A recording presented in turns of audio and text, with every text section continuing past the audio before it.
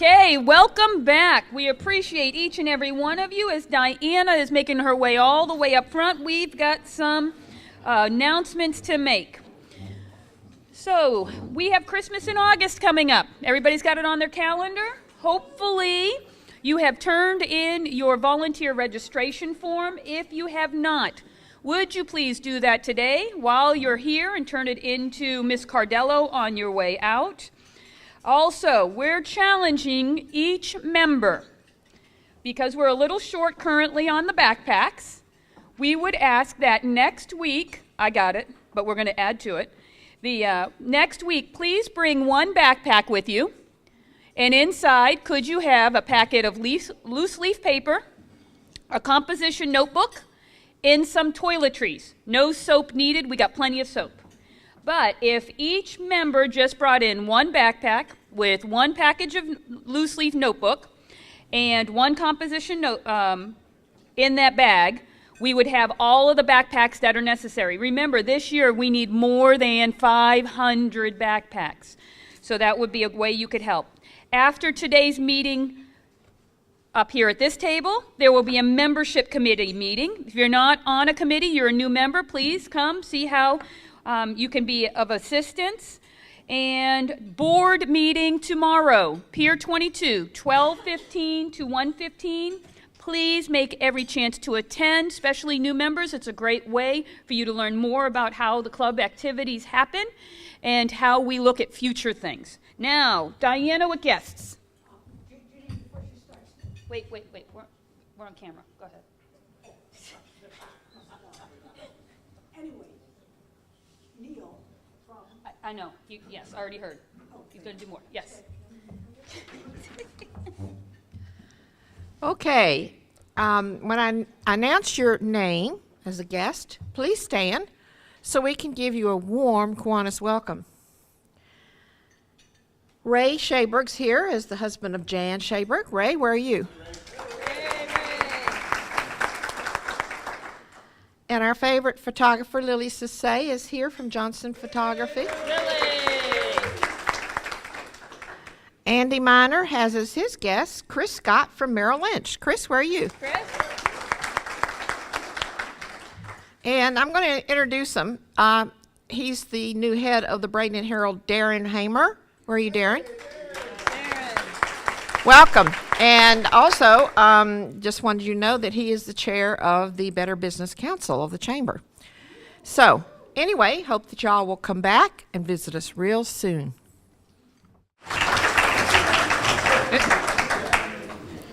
Okay, and with that, I'll bring up Heather for our guest speaker. Does she have PowerPoint? Okay.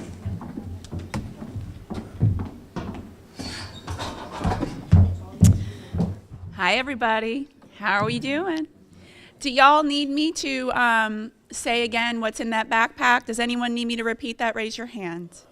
Okay. So one backpack for every member as a request. It's going to have loose leaf paper in it.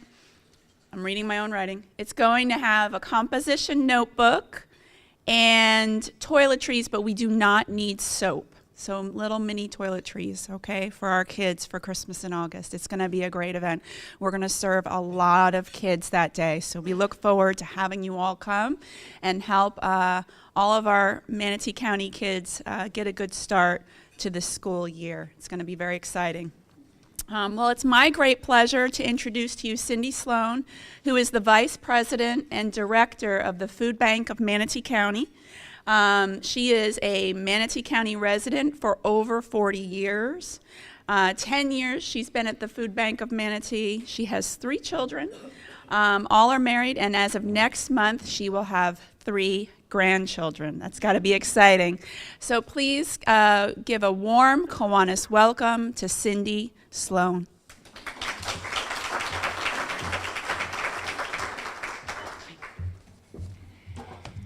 Thank you everyone so much for having me here today. It's wonderful to be able to speak to a group of people that do so much in the community, because I feel so blessed to be at the food bank and trying to make a difference, and you guys really make a difference. So thank you very, very much. The Food Bank of Manatee is operated by Meals on Wheels Plus. Meals on Wheels Plus is the big umbrella, and the food bank is one of the programs under it. The food bank in the 10 years that I've been there has grown so much. We were doing about 750,000 pounds of food when I got there 10 years ago. In the same facility last year, we moved 4.6 million pounds of food in and out of that food bank. So because of the growth in the amount of food we're moving and the amount of routes we're driving, the Food Bank of Manatee is 65% of the whole Meals on Wheels Plus operation. We also do the home delivered meals. We have our adult day center. We have transportation services, grandma's goodies, cookies. I left brochures on the middle of the desk, the tables, that will tell about some of the programs. And if you have any needs or any questions, feel free to call us anytime. We'll help explain our programs. And we'll, if you could order grandma's goodies for anything that you have, that helps support us. The food bank is also the only Feeding America. We're the only food bank in Manatee County, but we are the Feeding America affiliate. Feeding America is about 210 food banks all across the whole United States, and what we do is we follow the same guidelines. This is how we do food banking. Because we are the Feeding America affiliate in Manatee County, that gives us the rights to go to all 35 retail stores that want to participate, that donate their food to us. What they do is, when the food's coming to date, they'll put it in a separate spot for us, and we know that we'll go to the dairy, at this one, and the produce section and the bread section, and so we go to all the different departments in all the stores. But what we have to do is we'll take our big trucks. We have 2 26-foot refrigerated trucks and a 22-foot refrigerated truck. We have to send refrigerated trucks out because it's perishable food. It's completely different than food banking used to be 7 years ago, because we're dealing with frozen meats and perishable foods.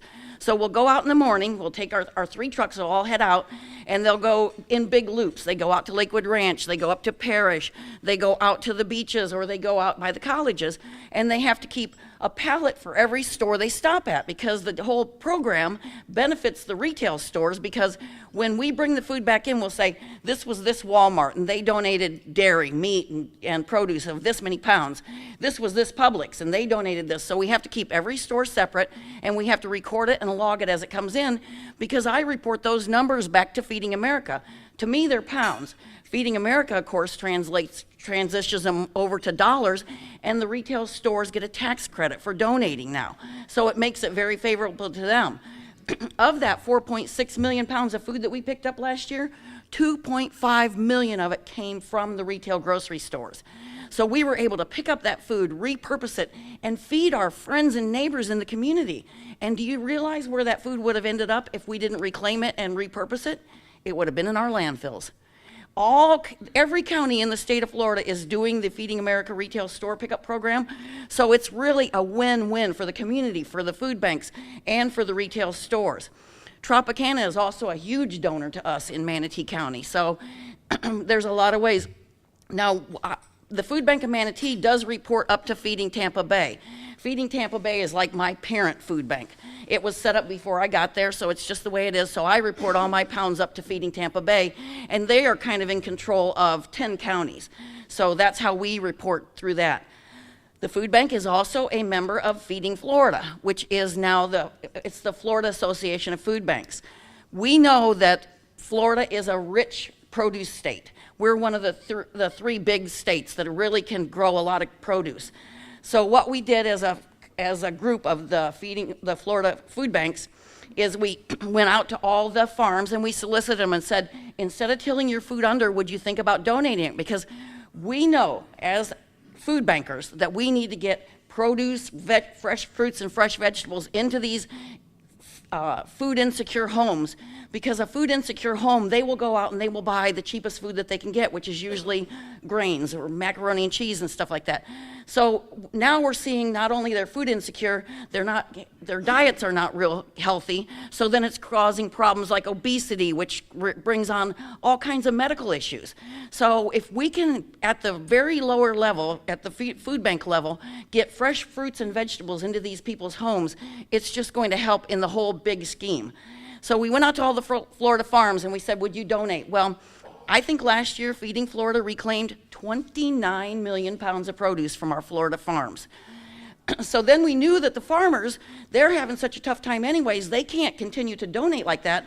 So we went to the state legislature and we said, would you give us money at the Florida Association of Food Banks? We'll divvy it up between all the different, areas. And what we did was we took 75% of that money. This year it's going to be 1.75 million, if I'm not mistaken. We took all that, we took 75%, we said, this will go to the farmers. We're gonna pay them pick and pack out so that they're not spending money on the boxes, they're not spending extra money on the labor. It's not what they would get retail, but remember, or wholesale, but remember they were gonna till all that food under. So they're partnering with us, but we're trying to help them with some of the pick and pack out. And then the rest of the money we put towards transportation, 25% towards transportation. Because if I say I'll take a whole truckload of produce, it'll cost over $1,500 just to bring that truck into our facility. We have about a 10,000 square foot warehouse. That's office spaces, coolers, freezers, about 5,000 square foot. It's tiny. I know some of you guys have toured over there with us. It's tiny for what we're doing, and we're just outgrowing it leaps and bounds. But you know what? I'm gonna figure out a way to help make it work, because that's what I have to do. We have a lot of different programs and services. We have over 115 different partner agencies. 65 pantries are operating in Manatee County alone. What we do is we pair up with the United Way 211. I make sure that I'm always sending that agency list over, because it'll list, here's the church, here's their address, here's their phone number, and this is the day they distribute. So if I've got somebody on the phone calling and they're crying because they have no food for their families, and I say, well, good luck. No, that's not the way I'm gonna handle it. I'm gonna say, can you get to our website? Or if they don't have that access to that, we just sit and coach them through it and say, this pantry's distributing today and this pantry's distributing to, because if I don't help the end user, although I don't deal with the end user, the pantries are dealing with the end user, but if I can't find assistance to that end user, I don't feel I'm doing my job the way I should be doing my job. So we have that listed on our website, and we try to update it with everybody so that we all know where the people can get food. We have a lot of residential programs that shop at the warehouse. They'll be like the people that are being released from prison, or people that are coming, off of drugs and alcohol or anything like that. We have a lot of after-school programs that come for their snacks and things, and then we have the backpack agencies that come during the school year. Well, but they do have to be a nonprofit or a church. It's not just like a free-for-all over there. They have to come to me and say, I would like to join the food bank and partner up with you. We do an application with them. We go out and inspect their property. They have to come in for annual training. We go out to their properties at least once or twice a year to make sure that they're handling the food properly, because I'm responsible for how they store the food and how they're distributing the food. So, and then we have what we call a shopping schedule. What we tried to do was take some of our biggest agencies and spread them out throughout the week. So on Monday, we know who's coming in to shop. On Tuesday, we know who's coming in to shop. And that serves the community better, because I don't have everybody coming for produce on one day, and then here it's towards the end of the week and nobody's picking up produce, and there it sits at my facility. So we've done that. We also do what we call emergency food baskets and baby baskets.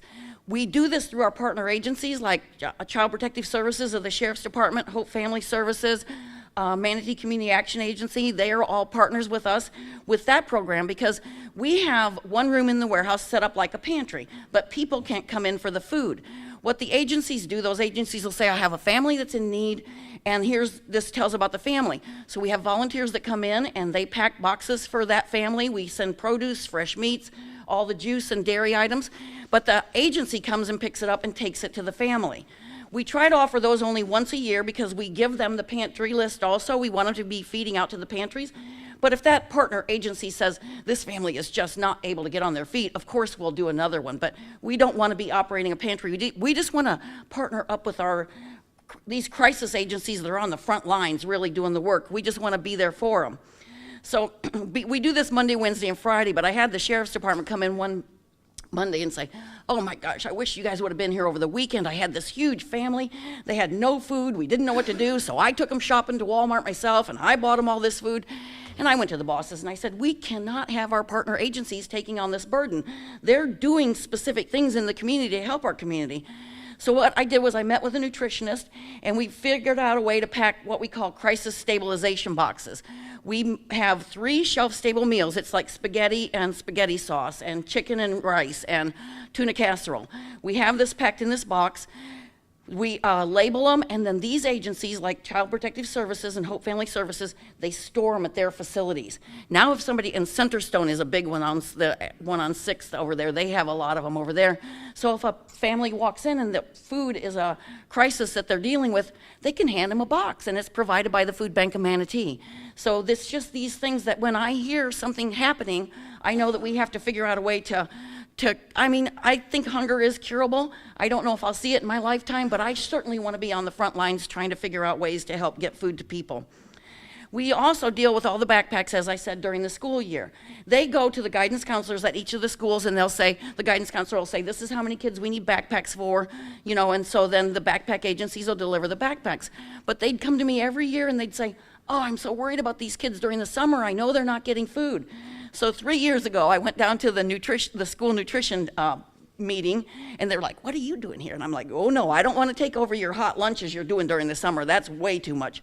But what I want to find out is, where are you taking those hot lunches? Because I want to take food on Friday so the kids will have backpacks. So the first year we did 500 a week, and we got them out. The school system has these big buses. It says kids eat free. So I found out where those buses were going, and we follow the bus, and the kids will go get their hot lunch, and then they come over and get a sack of food, and it'll be like, yay, the food bank's here on Friday, so they know they have food for the weekend. So, and then my bosses said, well, can you do 750 next year? I'm like, okay, I probably can, but I went down to a hunger summit at All Faiths Food Bank down in Sarasota, and they said they had partnered with their libraries. And I thought, well, that's an amazing idea. Take the food to the libraries so the kids will go there and get it. So I must have had to make 15 calls or so to get to the right person. I finally got to the right person. He said, oh, we'd love to partner with you. So now we deliver to all 6 of our Manatee County libraries those weekend food bags, so they give them out on Friday also. They told me that last year they had more people coming in for their reading circles on Friday and signing up for library cards, so hey, what a win-win. Food, education, you just can't go wrong with that kind of stuff. So that is our weekend food bag program. We are also the only one in Manatee County that receives the government commodity food. It's called USDA or TFAP food, Temporary Emergency Food Assistance Program. So we get the trucks in, we unload them at our facility with no loading docks, and we get it all in. And so then we have to store it separately. We have to monitor our agencies more carefully because it's the government's food. It's free to everyone that signs up for it and keeps the right records. They used to give us what they called admin dollars to operate the program because it takes up a whole bunch of our warehouse space. We're always unloading trucks. We're always building pallets because it'll be a whole pallet of green beans or a whole pallet of pasta. Well, one agency doesn't take a whole pallet, so what you have to do is you take 6 cases of the green beans, 6 cases of the pasta, and you mix and match everything, and you build pallets. So we have a guy that does that all the time.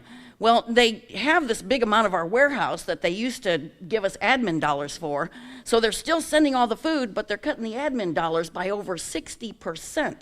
So my CFO said, Cindy, we got to stop handling this food. I said, we can't stop handling this food. It's over 1 million pounds of free food for the community.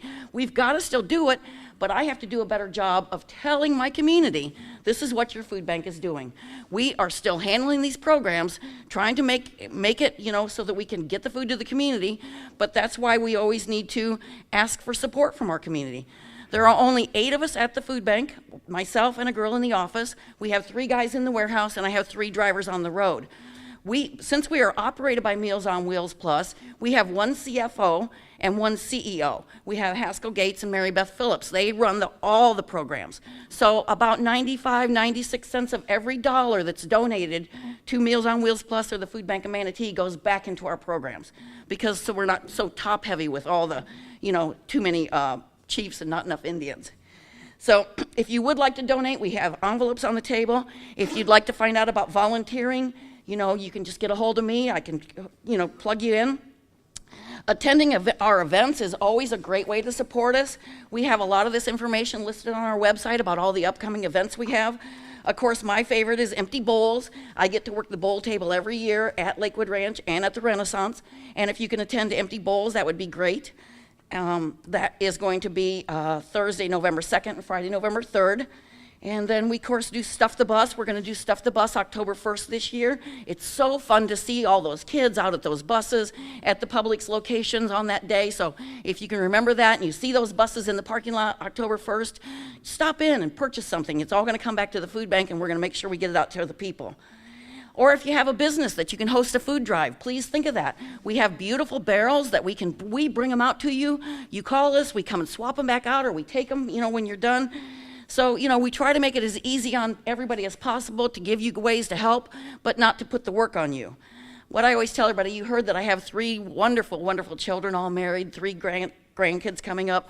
I've always loved to feed my family. It was a really precious time for me to sit down and feed my family, and now through my job, I get to feed Manatee County. I'm one blessed girl. Thank you so much.